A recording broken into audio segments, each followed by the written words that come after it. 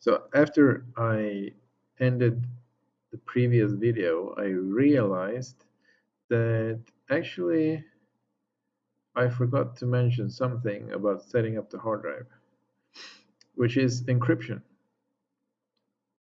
Because as we will see, you may want to decide about encryption before you decide your partition table. But before we go into that, let's make clear what encryption actually does protect. What is the reason we have to encrypt our hard drive? Well, first of all, when we turn off our computer and we leave it, someone could steal the computer, run off with it, and then turn it on and look at the hard drive. So if the hard drive is encrypted, they will not be able to see what's on the hard drive if they steal the computer. If you have several users using the same computer, you could also encrypt your home folder and say that, well,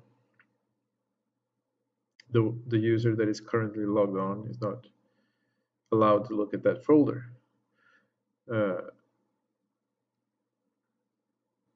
You could set this with permissions, but then the user could maybe, if you allow a user to use the root account or log on as a super user, then he can override stuff. But if you encrypt it, there's no way to get into it. So then those files that are protected are those files that are on a piece of the hard drive where there is encryption. But the thing is that once you decrypt data, it's no longer protected. So when you turn on your computer, if you have your hard drive encrypted, you type in a password, and then your hard drive is decrypted, and then you don't have any protection. Because the point is that you have to be able to use all of the information on the hard drive. So once you decrypt it, there's no protection. So anyone who just hacks into your computer can just look at all your data. So encrypting a hard drive doesn't really protect you as long as the computer is on and after you have typed your password. It's only when you're not at the computer and the computer is turned off that you really have some benefit of encryption. And then we also should mention who we are protected from, because we're actually only protected from people who have no idea what they're doing, which, to be fair, is most people, but still, a lot of people who know that what they're doing can just access your data anyway, even if you do encrypt it. We're also protecting the data from people who don't have time or people who don't want to spend the time it takes. Because when we encrypt something, the only thing we're doing is we're making sure it takes a long time to access it, because decryption takes lots and lots and lots of calculations and different tries before we get it right.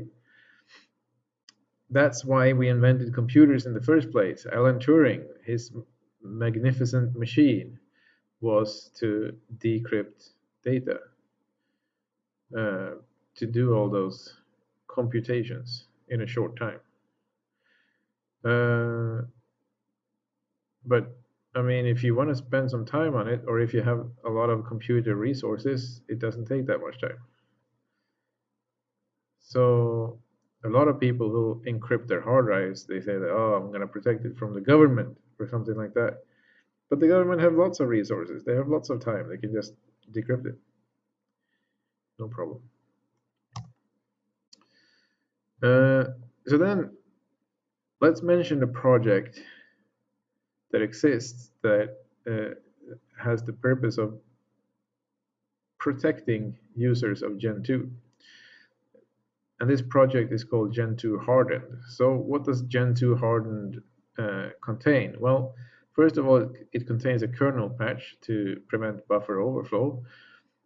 It contains Pi and SSP. It's also some buffering overflow stuff.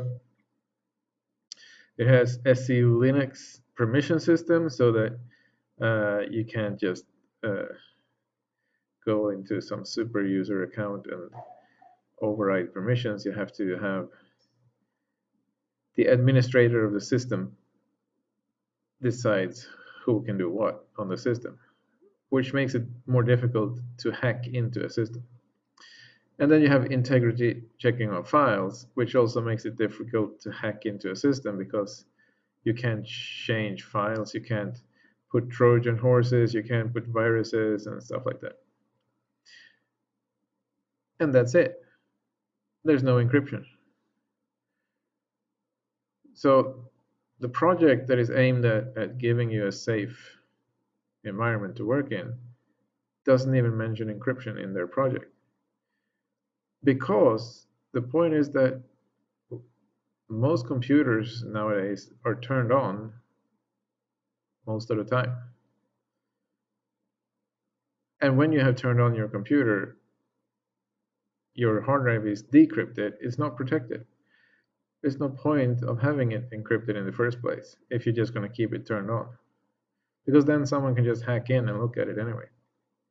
They don't even have to hack in, they can just use some of those you can read the electromagnetic signature of the display and read the display or detect your keystrokes or something like that. So if we're really worried that someone's going to steal our computer and look at what we got two options. The first option is to encrypt just part of the file system. So, for example, the home directory tree, we can just encrypt that and all the home folders for all the users, or one user at a time, just for one single user. And then we used something called ECRYPT-FS or ENCFS, where ENCFS is a more simple one. But we might as well just mount it as a partition and encrypt the partition. I mean, we could just mount home or mount a user home and have it as a partition and encrypt the partition. So these two don't really have a purpose in a way. The ECRYPT-FS and ENCFS, they don't really have a purpose because you can just encrypt partitions easily. So they're not that popular, really, as far as I can understand. What most people are using is dm-crypt, and that's really the only option when you want to, or well, it's not the only option, there are TrueCrypt and whatever else, but the other options are kind of, looks like they're buggy and difficult to make to work, and for all those reasons and some more, people are just using dm-crypt. That's the only thing people are using, it seems like. So, well then, there's not really, even though there are choices, there's not really any choice. So we can use dm-crypt to encrypt a partition or just part of a partition or whatever we want.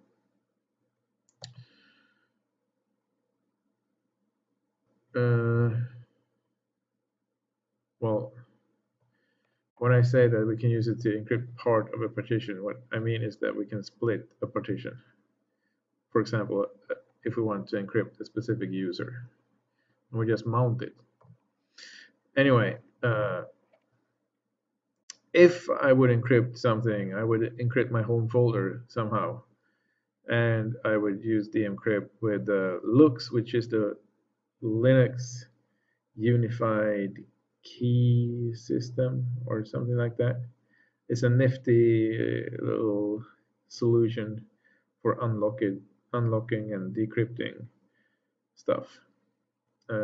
It's nice, but actually I'm not even going to bother encrypting anything because I don't even have anything worth protecting.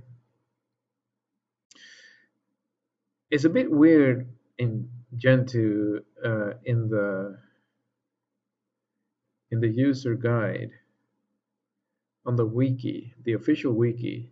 You look up right now in this moment. If you look up an EFI installation, FE installation, you're gonna be redirected to a guy called Sakaki. I guess it's a Japanese name,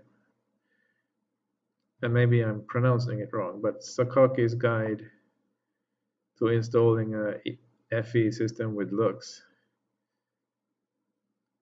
where he uses the USB keys so that if you have a USB key inserted, you're going to boot into Linux, and if that USB key is not there, you're going to boot into Windows and encrypt the entire root partition or everything, root swap, everything is encrypted.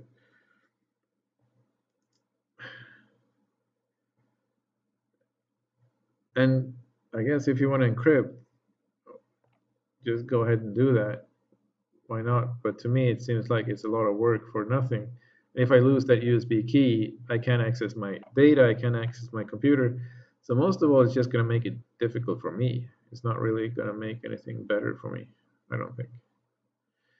And then I don't understand why the Gentoo wiki can't maintain an FE installation without Lux or without dm-crypt, without doing anything to encrypt the hard drive. Because I don't think most users would want to use that, really. Most users who do an FE install, they just want the FE install. And then why don't just put a decent guide for that? I don't know. But I'm not going to use encryption because I don't think it's necessary. I might look into some of the things from Gentoo Hardened, but I'm not worried about getting hacked either. So yeah, I'm not really worried. I don't have anything sensitive.